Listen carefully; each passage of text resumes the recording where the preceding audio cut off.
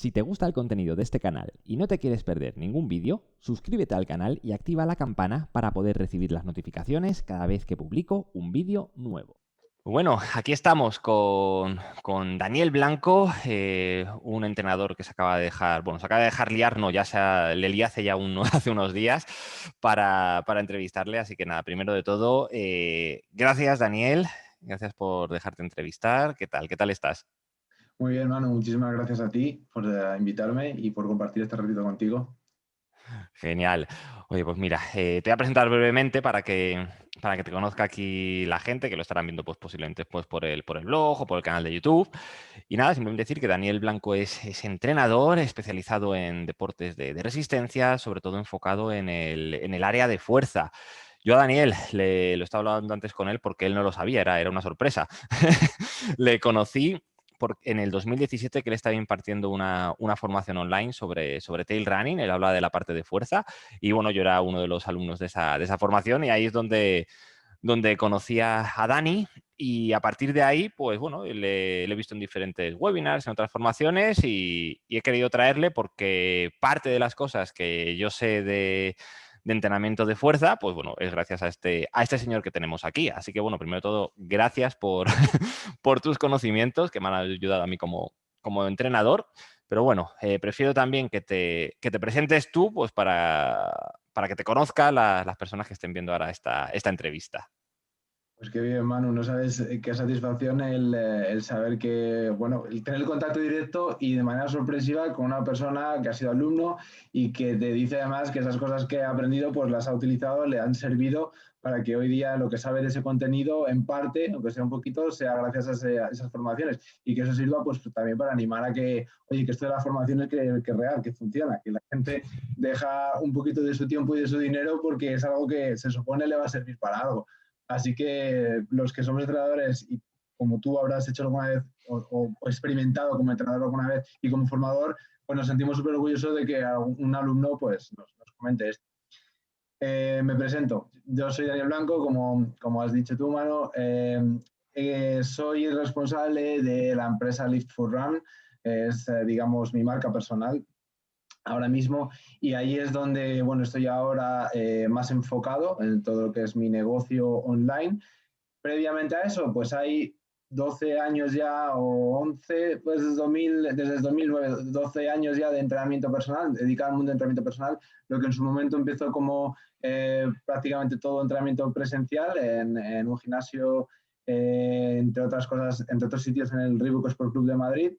Pues estuve 6 años por allí de entrenador personal, soy licenciado en Educación Física y Deporte, me formé en el máster de entrenamiento personal del INDEF de Madrid y a partir de ahí pues formaciones específicas ligadas principalmente al ámbito del rendimiento, más estrictamente el rendimiento de resistencia y también de la salud. Me gusta también mucho el ámbito de la recuperación funcional y siempre un poco ligado a ese ámbito competitivo, porque bueno, yo vengo del atletismo, entrené en el CAR de Madrid hasta el año 2009 y a partir de ahí pues eso lo dejé pues principalmente por formación, estudios, terminar la carrera y por empezar a trabajar más en serio, pero nunca me he desligado del ámbito del atletismo y del área ese de rendimiento.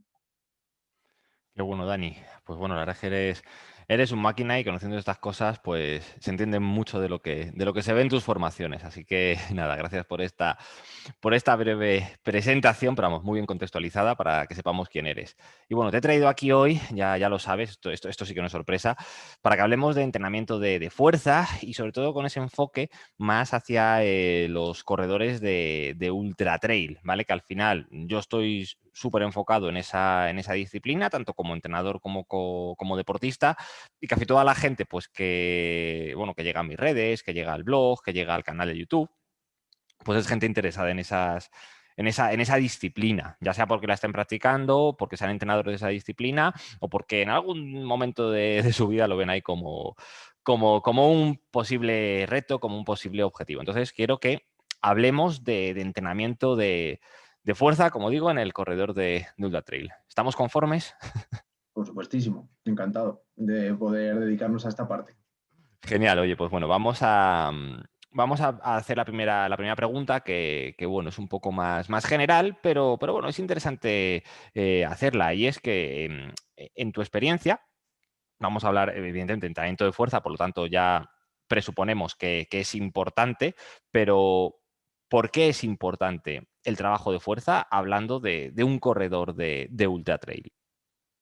Bueno, pues si ya conocemos algo, nos quiere sonar por qué es importante la fuerza a nivel de entrenamiento de resistencia en carrera, a nivel general, a nivel carreras en ruta, y nos puede sonar un poco que participa, que tiene bastante que ver en ciertos beneficios, como es, por ejemplo, a ver si nos suena el tema de la economía de carrera, ¿no? Hemos podido escuchar esto de que la economía de carrera es un parámetro fundamental o es una capacidad fundamental dentro de lo que determina el rendimiento en deportes de resistencia y en carrera especialmente es súper importante y tiene que ver con la eficiencia energética, ¿no?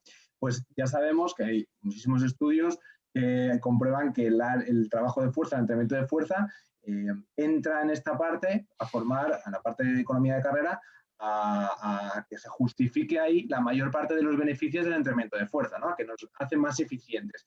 Bueno, pues si nos vamos al ámbito de la montaña, todavía se añaden a esto que pasa en el llano o en la ruta otros agravantes o otros aspectos que lo hacen todavía incluso más necesario, más importante. Hablamos de eficiencia energética, que ya decíamos que esto tiene que ver con la carrera en ruta, pero además le vamos a añadir cosas que ocurren en la montaña y que no tanto ocurren en la ruta, como por ejemplo nos encontramos que en montaña el corredor tiene unos rangos de movimiento a nivel de su gesto deportivo que implican mayores ángulos articulares, mayor desplazamiento.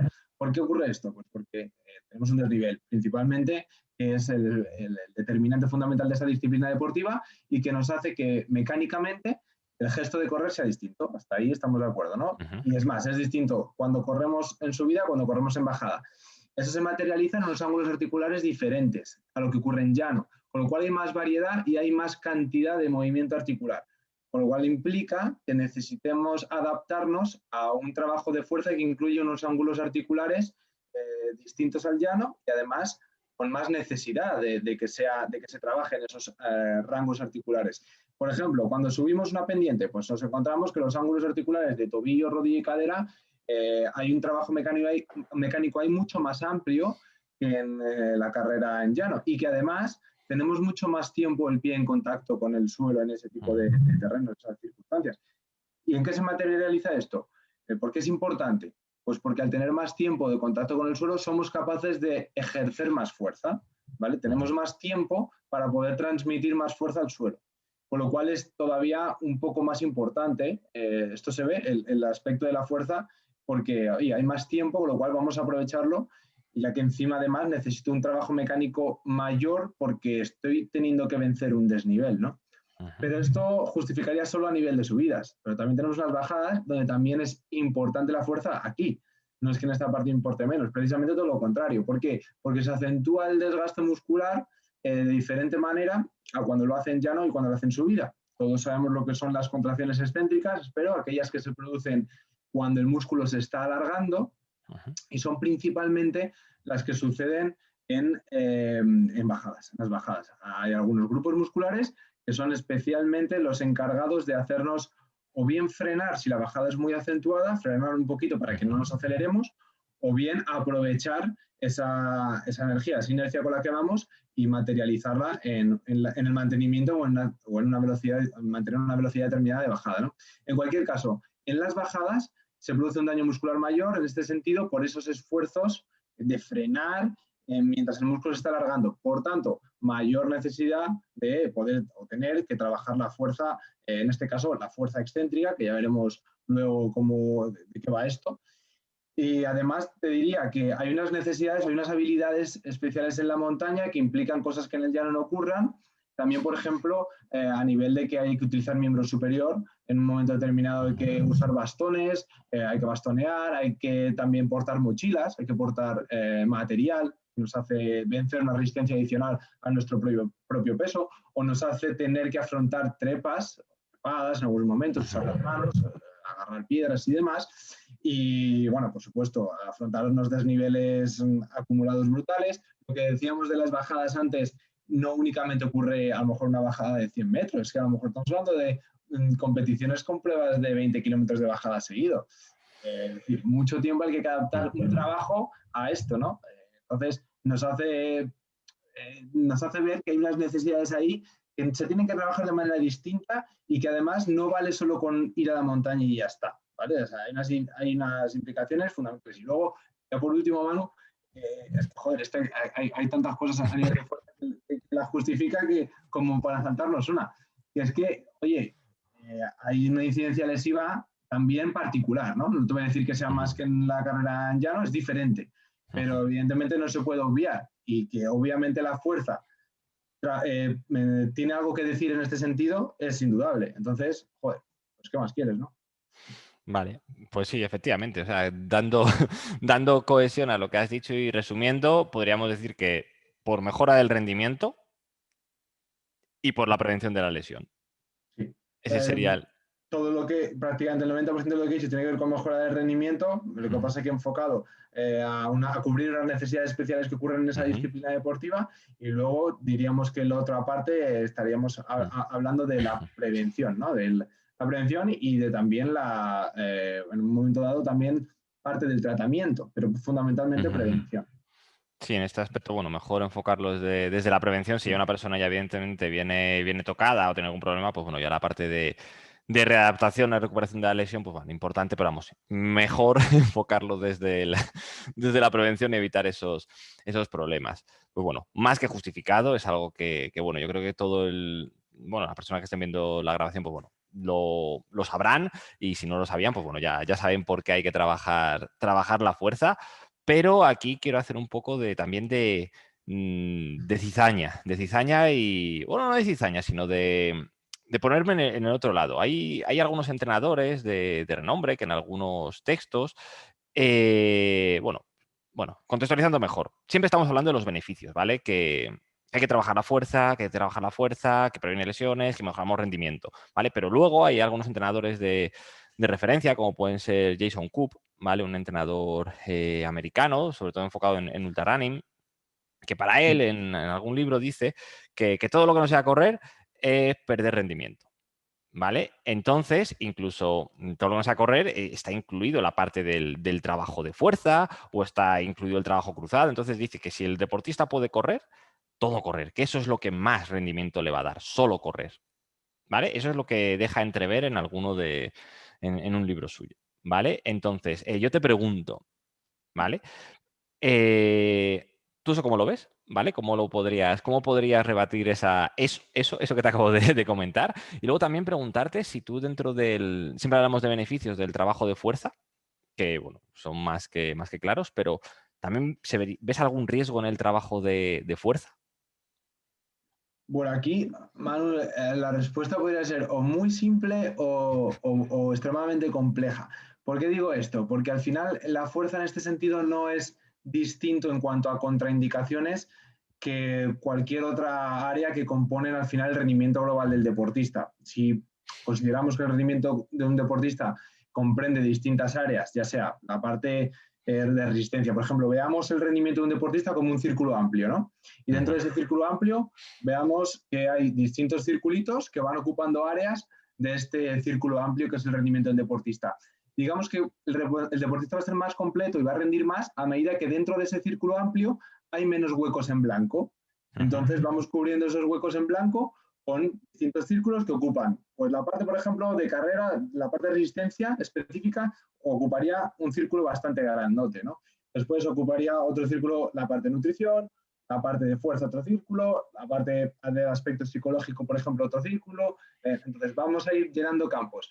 Pues en este sentido creo que la fuerza no ocupa, digamos, a nivel de contraindicaciones o de interferencias negativas, implicaciones distintas a las que pueden ocupar el resto de las áreas. Es decir, cada una de esas áreas, cuanto más se alejan de utilizar ese área de manera óptima, nos va a traer una serie de contraindicaciones o consecuencias negativas. A nivel nutricional nos pasa lo mismo. Si no adecuamos una buena estrategia nutricional e intento hacer entrenamientos en la zona de consumo de máximo de V2 max, de consumo máximo de oxígeno, con una restricción de los depósitos de glucógeno o un entrenamiento en ayunas, pues obviamente sé que me estoy alejando de esa utilización óptima de ese recurso, de ese área. Pues evidentemente lo voy a usar de manera desfavorable y va a traer unas consecuencias negativas a efecto global en el rendimiento. En el caso de la fuerza nos va a pasar lo mismo.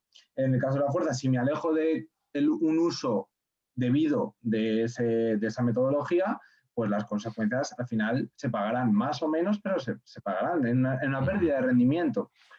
Ahora, en cuanto a esa reflexión, pues habría que analizar el contexto en el que se dice, ¿no? Porque además todos sabemos, a nivel de teoría de entrenamiento, que evidentemente más no es mejor y de que hasta cierto punto, incluso lo específico, no por aumentarlo, va a ofrecer unas garantías. Entonces, todo lo que se aleje de correr va a traer consecuencias negativas. En ese sentido, podríamos decir que cuanto más corre, mejor. Y eso sabemos que no es verdad, que hay que trabajar unos estímulos de carga y unos estímulos de recuperación, incluso en la parte donde más beneficio tengo, que es el propio trabajo específico, ¿no? En ese sentido, creo que hay que... El rendimiento no es un modelo lineal, es un sistema complejo. Entonces hay que trabajar con una propuesta multidisciplinar y la fuerza es un área más. Sencillamente. Lo que pasa es que hasta ahora no le estamos sacando, o no le estábamos sacando el recurso y probablemente ese círculo no tenía el tamaño que realmente debe ocupar en ese otro círculo grande. Sí, efectivamente. Pues Dani, estoy de acuerdo contigo realmente con lo que dices y la realidad es esa, bueno, que lo mismo el trabajo de fuerza se le ha dado importancia, se le da importancia, es importante, pero claro, hemos podido ver en algún momento que no tiene un buen resultado por trabajar la fuerza de la forma de que todo vale, simplemente ir al gimnasio, hacer lo que he visto en YouTube y ya está sin contextualizarlo. Es decir, como tú has dicho muy bien, es como ir a hacer un entrenamiento de consumo máximo de oxígeno vacío, sin reservas, que no le está sacando realmente el partido a lo que tendríamos que estar haciendo. Pues bueno, con trabajo de fuerza, pues como dices, pues ocurre parecido, que no todo vale, simplemente que hay que, para que no haya una interferencia negativa, pues bueno, habrá que trabajarlo de forma correcta, que de eso hablaremos un poquito más adelante, pues para que sume y evidentemente, como has dicho, que no siempre más es mejor, en este caso hablando de los kilómetros y kilómetros. Así que bueno, yo creo que bien respondida esa pregunta, estoy de acuerdo. Pero bueno, quería hacértela y quería ponerla aquí en la entrevista, porque bueno, sé que hay corredores pues, bueno, que tienen esas dudas de, oye, si me quito horas de correr o kilómetros de correr, estaré perdiendo rendimiento, si todo lo que hago de fuerza va a ser positivo o no va a ser positivo. Bueno, creo que era interesante contextualizar esta parte, pues para seguir ahora avanzando, ¿vale? Entonces, bueno, primero de todo, como estamos aquí hablando de la fuerza en corredores de ultra, lo que primero quiero preguntarte, ya entrando un poquito más en materia, es si a la hora de enfocar el trabajo a un deportista de ultra trail, de una persona que corra carreras de ultradistancia, si tú lo enfocas diferente al trabajo de fuerza de otro tipo de deportistas, ya sea, por ejemplo, corredores de trail running de carreras más cortitas o incluso corredores de asfalto o corredores o otros deportistas como pueden ser triatletas. Es decir, tú aquí a la hora de actuar como entrenador, como profesional, ¿haces cosas específicas para gente de ultradistancia? ¿Todo más o menos es parecido? ¿Un mix? ¿Cómo lo enfocas tú? Mira, cualquiera que nos dedicamos al entrenamiento, tenemos que tener claro que parte de lo que hay que hacer, nada más que cogemos un deportista o nada más que empezamos a trabajar un deporte en el cual no tenemos mucho conocimiento previo como actividad profesional, es analizar las necesidades de ese deporte, ¿no? Así como cuando tú me preguntabas antes qué ventajas ofrecía la fuerza en el trail running, yo te he contestado con unas necesidades determinadas de ese deporte en específico que justifican ese trabajo de fuerza. Pues aquí te diría lo mismo. Evidentemente aquí ya estoy respondiendo a esa pregunta. Es decir, claro que se entrena distinto en el aspecto de fuerza en un triatleta y en un corredor de maratón que en un corredor de trail running, por supuesto, porque tenemos que cubrir esas necesidades especiales que hablábamos antes en esta pregunta y que las cuales lo voy a repetir otra vez porque es que es fundamental que quede claro. Vamos a encontrarnos mayores tiempos de contacto con el suelo, ¿vale? Por lo tanto, eso ya nos hace enfocar la fuerza de una diferente manera. Rangos articulares que actúan de manera diferente, en un corredor de asfalto, pues todo el mundo puede ver cómo corre una persona y más o menos intuitivamente puede ver que una rodilla, a nivel del tiempo en el que está haciendo fuerza con el suelo, no hay un rango articular de esa rodilla demasiado amplio, o de esa cadera demasiado amplio, o de ese tobillo tampoco demasiado amplio, y que los apoyos son bastante rápidos, ¿no? En cambio, analizas viendo correr a un corredor una subida y dices, joder, cómo inclina el tronco, joder, qué baja lleva la cadera con respecto a un corredor llano que le pueda llamar la atención, o esa rodilla, pues fíjate hasta dónde se está flexionando. Todo eso ya te hace ver que la fuerza tiene que trabajar de manera distinta. Hablamos de las bajadas, esas necesidades especiales que hay que cubrir en las bajadas, pues eso te genera unas necesidades de trabajar la fuerza de manera distinta, que si quieres luego vemos un poco ejemplos de esos contenidos más estrictamente. Eso era una parte de la pregunta que me hacías, si tenía que ver con, a la hora de comparar disciplinas distintas, si eso también se materializaba en la programación de la fuerza. Igual que la parte de resistencia también esto pasa, pues en la parte de fuerza con más sentido todavía. Luego me preguntabas en relación a distancias. Aquí la verdad es que ya estamos hablando dentro de lo que es la disciplina deportiva de deportes de montaña, de la carrera en montaña, del trail running. Aquí se evidencia menos esto. Me explico.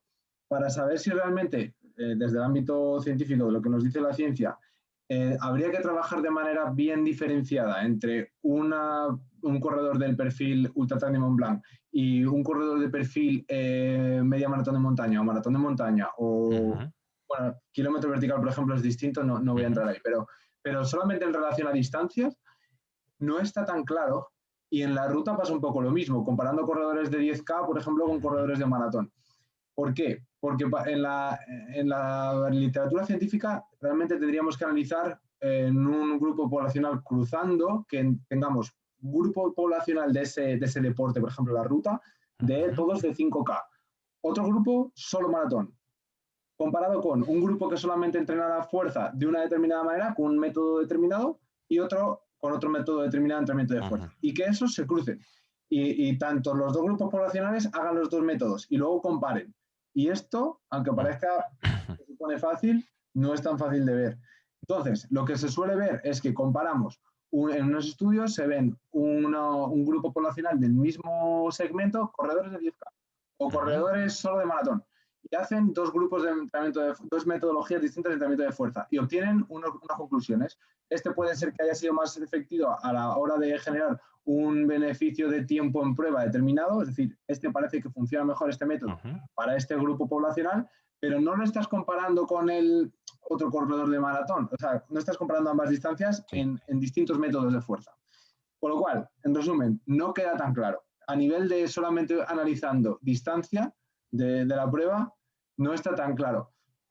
Luego ya ahí la experiencia del entrenador a la hora de saber un poco qué puede funcionar mejor solamente analizando la variable esta de las distancias. Otra cosa que sí que tiene más evidencia y que sí que se puede comprobar que influye más todavía en cómo preparas a ese deportista es analizando específicamente el perfil de etapa que va a tener en esa prueba deportiva. Obviamente aquí sí tengo que saber con qué tipo de inclinaciones el deportista va a hacer frente en esas etapas o en esa prueba.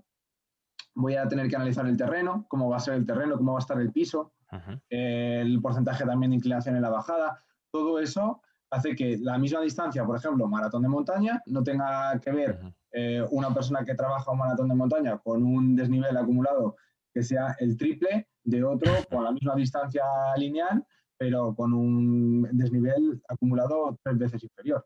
Entonces, o que el piso sea distinto. Actúas sobre un desierto y el otro en una pista verde. Pues es que, claro, el trabajo de fuerza ahí tiene que ser distinto. ¿A cuánto se va a exponer ese deportista a un riesgo de lesión también en unas cosas u otras? ¿A cuánto ese deportista se va a ver expuesto a una torcedura de tobillo? ¿O cuánto va a durar los apoyos dependiendo de esa textura del terreno? Si es más blando, si es más duro. Eso sí, más que la distancia. Vale. No sé si había alguna pregunta más que me habías dicho en esta. No, van por ahí. De hecho, lo que iba a preguntar era la parte del si tenías en cuenta los perfiles, terreno. Te lo iba a preguntar ahora y justamente lo has hilado tú, así que ya, ya lo di por preguntado. Pero mira, para intentar ejemplificar esto un poco, porque yo creo que puede quedar más claro, vemos que hay diferencias, evidentemente, que hay que tener en cuenta a la hora de entrenar a una persona en función de qué prueba vaya a hacer. Entonces, vamos a intentar hacer un supuesto práctico, ¿vale? Imaginemos, mismo deportista, ¿vale? No vamos a hablar de diferentes deportistas porque si no ya estaríamos metiendo demasiadas variables y sería un cacao, pero mismo deportista, ¿vale? Una persona que, por ejemplo, ya tenga cierta experiencia en trabajo de fuerza, ¿vale? Que ya esté experimentado, un corredor que vaya a afrontar una carrera de ponte, 100 kilómetros, ¿vale? Que ya tenga experiencia en pruebas de 100 kilómetros. Y imaginemos que va a hacer una prueba de 100 kilómetros donde hay 2.000 metros positivos, es decir, poco para una prueba de 100 kilómetros y que encima es un terreno rompepiernas con subidas de no más de 200 positivos seguidas, o luego ya una de 100 kilómetros un poco más alpina, donde haya subidas de casi 1.000 positivos, que sean más largas, menos rompepiernas, ¿vale? Entonces, imaginemos que tenemos a ese deportista en esos dos contextos, ¿vale? Pues ahí, ¿qué diferencias, por ejemplo, podríamos pensar a la hora de trabajarle la fuerza a un deportista que va a afrontar o sea, mismo deportista, mismo nivel, el mismo, una prueba a la misma distancia, pero con diferencias de desnivel? Una, que sea más rompepiernas, con subidas más cortitas y por ejemplo, con más pendiente, y otro que en cambio las subidas pues vayan a ser más tendidas y vayan a ser más largas. Mira, en un 80%, sin lugar a duda de equivocarme, el trabajo de fuerza va a estar más determinado por las necesidades particulares de ese deportista que por el tipo de prueba que va a hacer. En un 80%, ¿eh? Ojo, que yo hablaba antes de que sí, claro que influye y tal, que hay que ser muy específico, es distinto totalmente. Bueno, ojo, es distinto, pero a lo mejor en un 20%. Lo que es la fuerza, la base de la fuerza que estamos hablando, en un 80% va a ser similar y va a estar más determinado por las necesidades particulares de ese deportista, en cosas como las que te voy a decir ahora, que en el Vale. propio perfil de prueba. Pero ¿qué pasa? Que ese 20% puede suponerlo todo también. O sea, ese 20% puede marcar muchísima diferencia. Es mucho más fácil hilar fino en la parte específica con el entrenamiento específico, es decir, con la parte de resistencia, que en la parte de fuerza, ¿vale? O sea, Vale.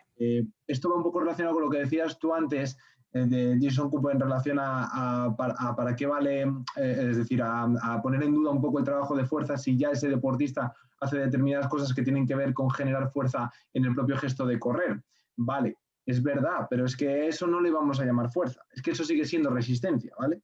Entonces, Vale. esto es a lo que voy. Ese 20% del que te hablaba va mucho jugando con esta parte de trabajar la resistencia desde el ámbito también de la fuerza, ¿no? Pero lo que es la base de fuerza va a ser mucho más, va a estar más determinada por unos fundamentos que son innegables, ¿no? Y que tenemos que pasar por ellos y que incluyen el que tengamos que pasar por exposición a ciertas cargas, por eso que no me valía esa reflexión que te he contestado antes. Entonces, lo que sí tiene mucho que ver con cómo diferenciamos ambos perfiles es necesidades particulares de ese deportista. ¿Qué antecedentes ha tenido ese deportista a nivel lesivo?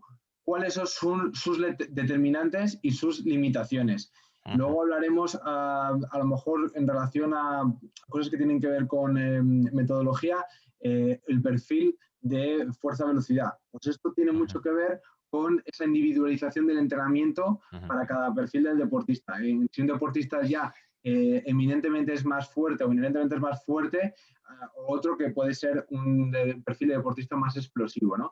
Pues esto es lo que más podemos individualizar en el trabajo de un deportista. Ahora, en relación a lo que es la propia necesidad de la propia prueba, pues efectivamente, si una prueba me va a justificar unos desniveles muy determinados, aunque sea en segmentos muy cortos de tiempo, significa que mi deportista, aquel que va a hacer o que va a estar expuesto a unas cuestas más elevadas, a unas cuestas más pronunciadas, tanto en subida como en bajada, voy a tener que asegurarme que ese deportista tiene un rango de movilidad articular suficiente como para pasar por esos desniveles a nivel tobillo, rodilla, cadera principalmente. Eso para empezar, a nivel movilidad tiene que ser móvil. Antes de que empecemos a ver si es fuerte o no, va a tener que ser móvil para empezar.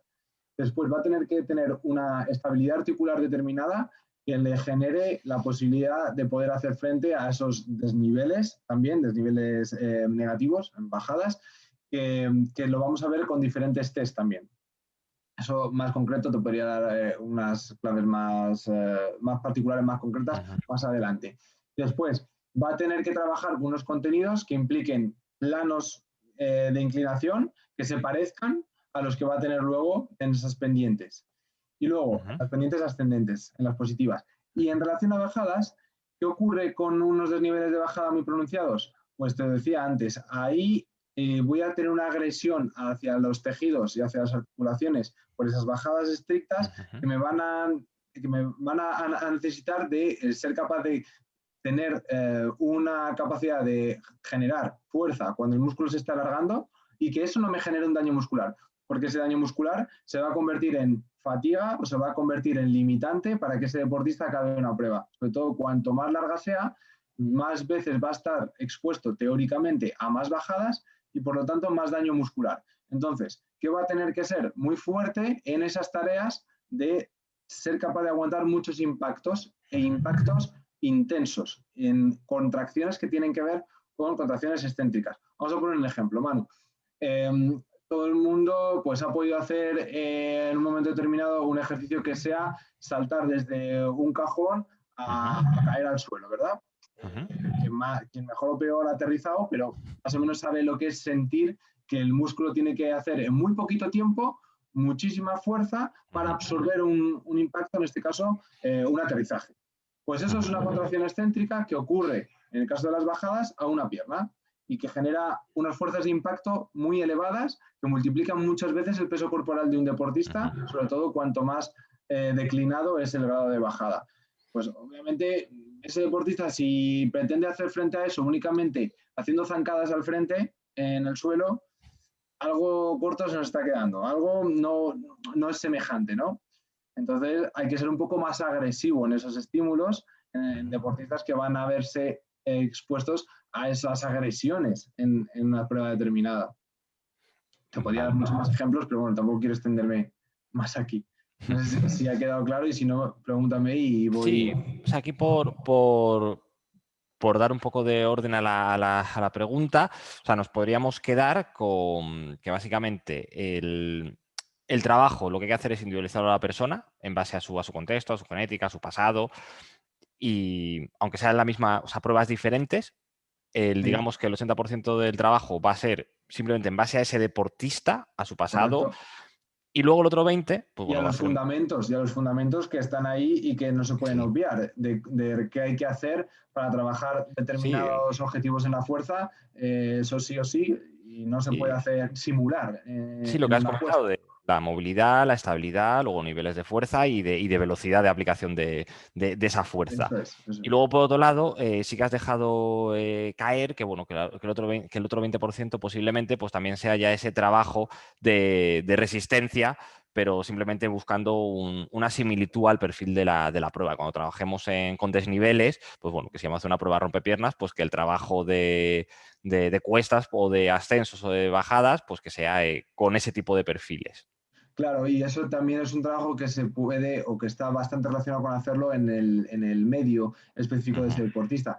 Por ejemplo, ¿en qué también puede influir la prueba a la que se va a hacer frente? Pues si es una prueba de autosuficiencia o no, o si va a tener que ir cargado encima con más cantidad a nivel de contenido nutricional o material nutricional y de habituallamiento, pues va a tener que soportar más kilaje y eso lo tenemos que contemplar en el entrenamiento también.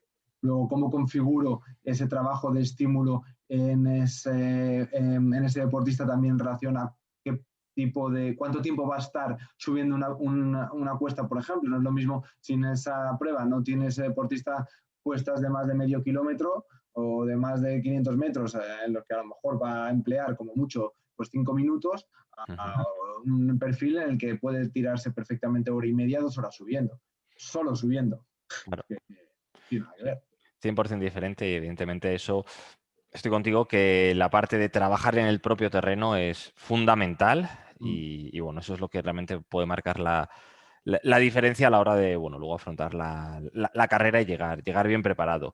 Y bueno, avanzando un poquito en la parte de cómo trabajar la fuerza, quiero preguntarte sobre periodización. Sé que dar recetas es es complicado o imposible, pero bueno, sé que tanto a entrenadores pues, como a corredores, pues bueno, también nos gusta tener nuestros esquemas mentales, porque bueno, luego de esos esquemas mentales, evidentemente, luego ya contextualizaremos y haremos diferentes cosas en función de los deportistas, de sus objetivos y bueno, de demás variables. Pero en tu cabeza como entrenador, cuando estás pensando, por ejemplo, en un deportista de ultra trail, con alguno de los que hayas trabajado, eh, ¿cómo periodizas? Es decir, ¿cómo te llega una persona que dice, oye, pues mira, dentro de 4, 5, 6 meses tengo una carrera, ¿vale? Tengo una prueba de X distancia, pero enfocado a ultradistancia por medio natural.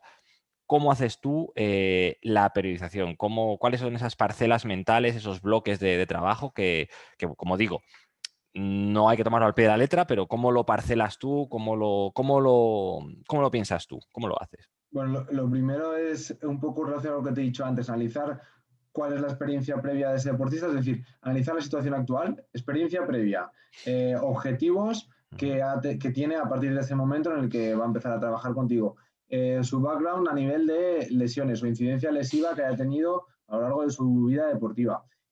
Una vez que ya tienes ese perfil de lo que ha sido su pasado, centrémonos en cuáles son los objetivos que tiene a partir de ahora, cuáles son las competiciones que va a hacer y en qué momento de la temporada, es decir, intentar tener una idea del calendario competitivo para poder adecuar la planificación.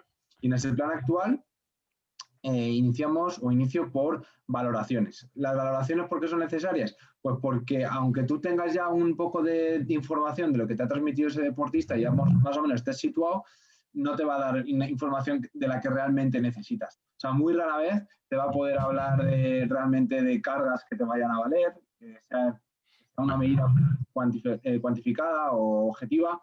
Te puede haber hablado de lesiones, pero al final eso no se materializa, no sabes tú ponerlo en tu, digamos, hoja de cálculo o ponerlo en tu plataforma de trabajo en cuanto a unos números, ¿no? Entonces tienes que hacer valoraciones. Incluyen test de fuerza, a nivel de fuerza general, de patrones de movimiento y de contenidos o de ejercicios multiarticulares, aquellos que te sirvan para realmente valorar la fuerza, donde puedas ver si hay desequilibrios a nivel de cuerpos, izquierda, derecha, superior, inferior, cadena anterior, cadena posterior o de articulaciones determinadas, ¿no? Después, ¿cuál es su nivel de estabilidad central o cuál es su nivel de resistencia a nivel de la competencia del core, ¿no? De lo que llamamos el core, la competencia abdominolumbar. Muy importante también y relacionado con la parte de lesiones. Esto entraría todo en esa parte que hago yo de valoración previa, ¿no? Y luego una parte también de test que hago de evaluar la calidad de movimiento y la función.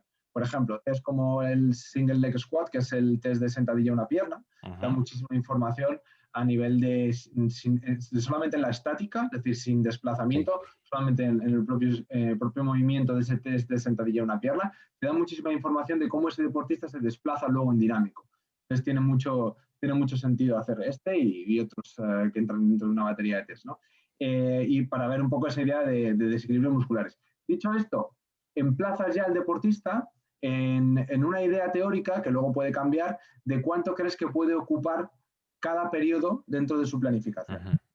Si viene más o menos entrenado, pues pasará en ese periodo en esa planificación por un periodo previo de lo que podríamos llamar adaptación anatómica o periodo de fuerza de base, dependiendo de dónde venga, como digo, si viene de no hacer fuerza en determinado tiempo, pues siempre hago esta parte de mesociclo de reacondicionamiento, por así decirlo, pero aunque ya venga entrenado, lo que sí que hago previamente es esta valoración y casi en el 90% de los casos, antes de meterme con un trabajo de fuerza dinámica máxima, por así decirlo, hago un periodo de aclimatación o de acercamiento hacia esto, ¿no? Con cargas submáximas o incluso algo de trabajo de hipertrofia si se necesita, aunque solo sea no para ganar masa muscular como tal o para ganar peso, sino básicamente para poder estar preparado para lo que viene después. Es un trabajo donde vamos a meter objetivo de trabajar la fuerza dinámica máxima, ¿no? aunque bueno, esto también es un poco complejo, pero la fuerza dinámica máxima realmente no la va a abandonar en toda la planificación. Lo que pasa es que voy a darle más tiempo a esta parte que a otros contenidos en esta etapa, ¿no? De base, por así decirlo. Pero esto seguiría siendo un periodo preparatorio.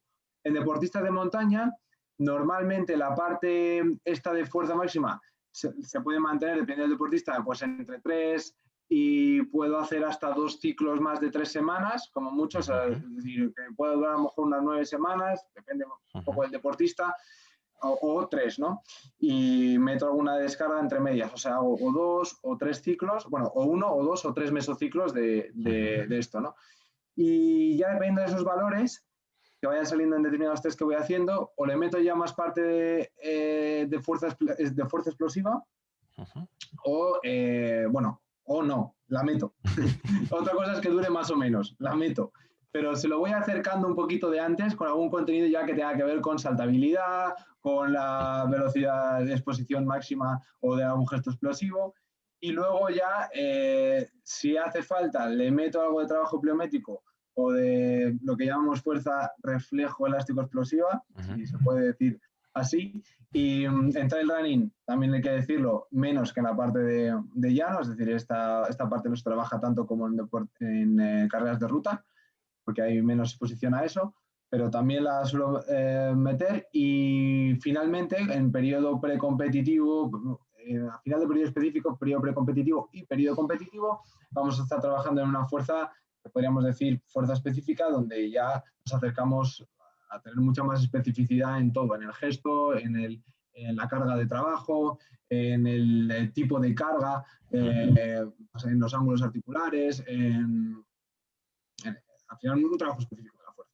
Este sería un modelo teórico pues, de progresión hacia lo que queremos de la planificación, que es secuenciar unos contenidos de trabajo en base a que cada fase tenga un objetivo y que la siguiente fase se aproveche de lo que se ha hecho previamente para que vaya siendo cada vez más transferible hacia el resultado final y que cada parte vaya mejorando la que viene después. Y que no se acumule fatiga, súper importante también. Pues cambiamos también de objetivos para disipar un poquito esta fatiga y permitirnos recuperarnos de esos estímulos que se han acumulado en un tiempo determinado. Vale, vale, perfecto. O sea que, digamos que, resumiendo lo que has dicho en muy poquitas palabras, primero la parte de anamnesis y testeo del deportista para saber su punto inicial. Eso es. Pasaríamos a un periodo de acondicionamiento, readaptación del gesto, pues para poder seguir construyendo. Iríamos a construcción de niveles de fuerza.